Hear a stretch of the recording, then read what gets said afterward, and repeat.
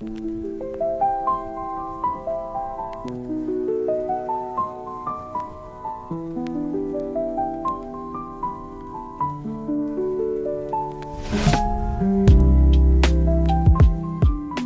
the door to mystery with one very short story. The Micro Podcast filled with morally complex characters, twists you won't predict, and endings you won't forget. Every episode is a brief, intense journey, perfect for listeners who crave mystery, intrigue, and stories that leave you thinking long after the tale ends.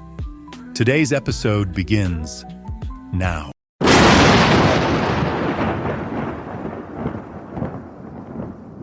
The last laugh. People always laughed at Barry Sproggins. Trouble was, they weren't laughing at his jokes. Barry wasn't funny, not in the traditional sense.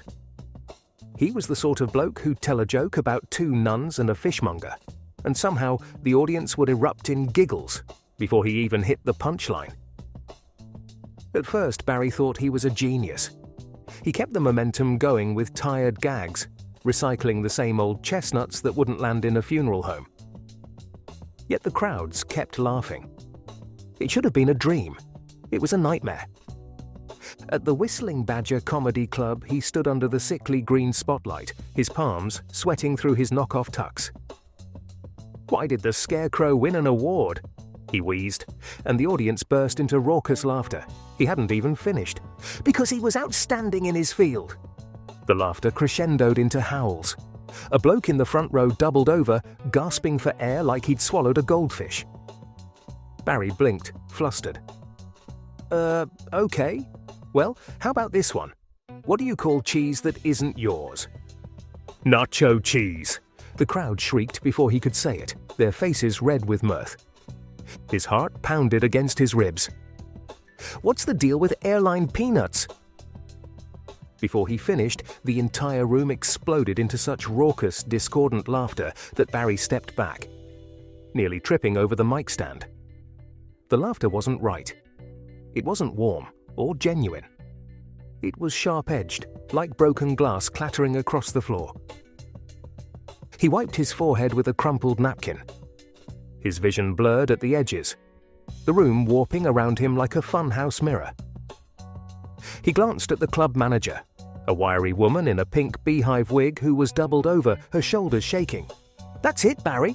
You're a riot," she gasped between wheezes. He stumbled off the stage, the laughter still ringing in his ears.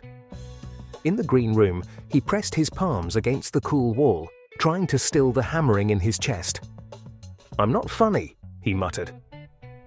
The next night was worse. He took the stage with a prepared set about in-laws and dodgy curry takeaways, but the audience howled with laughter before he opened his mouth. A man in a pinstripe suit was convulsing in his chair. Someone else slapped their thigh so hard it echoed like a gunshot. I didn't say anything yet," Barry stammered. More laughter. It clawed at him, echoing like the cackles of a madhouse. He felt a cold sweat break over his skin. Night after night, the pattern repeated. The laughter grew louder, harsher, more shrill. It filled his dreams, haunted him during the day. He saw strangers on the street who burst into chuckles at the mere sight of him. His reflection in the mirror twisted, mouth opening wide, teeth glinting in a grin he didn't remember making. He confronted the club manager after one particularly grueling set. "What's wrong with them? Why are they laughing at me?" She gave him a peculiar look, as if he were an ant asking why people squished him. "Barry, love, you're a natural. You've always been funny. Why wouldn't they laugh?" "I'm not funny," he bellowed, the words tearing from his throat. She stepped back, her expression blank. "Of course you are. Everyone says so. Now go home, have a cuppa, and get some rest. Big show tomorrow." But Barry didn't go home. He wandered the streets of London, the laughter echoing behind him like the tolling of a cracked bell. Every shop window reflected a version of himself. Grinning, wide-eyed, manic. He pressed his hands to his ears, but the phantom laughter seeped through his skull. Finally, he snapped. The next day, Barry stormed into the club mid-afternoon, pacing the empty room. The green spotlight flicked on as if by magic, painting him in eerie light. "I'm not funny," he shouted into the silence. "You're laughing at me, not with me. Stop it! Stop it!" A slow clap sounded from the back of the room. Barry spun around. A man in a white coat with a clipboard stepped forward, a smile tugging at his lips. "Very good, Mr. Sproggins. That's enough for today." The lights flickered. The stage dissolved into white walls. The chairs melted into cushioned benches. The audience vanished, replaced by a circle of men and women in pale hospital gowns, their faces slack with sedation. Barry's breath caught. His hands were shaking. It finally sank in. He knew where he was.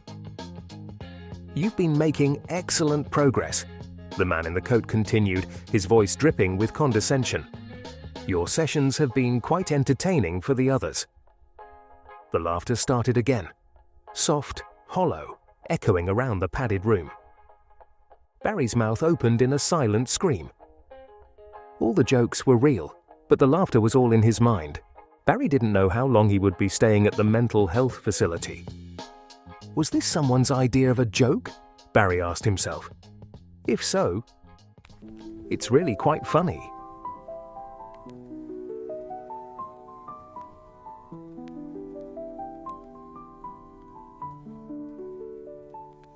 Thanks for listening to One Very Short Story.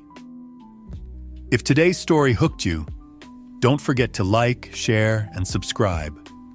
It helps us grow and keeps the suspense coming your way. Want to dive deeper? Check out the podcast description to learn more about the show and explore special offers from our sponsor. Until next time, keep dodging bullets and stay safe in the shadows.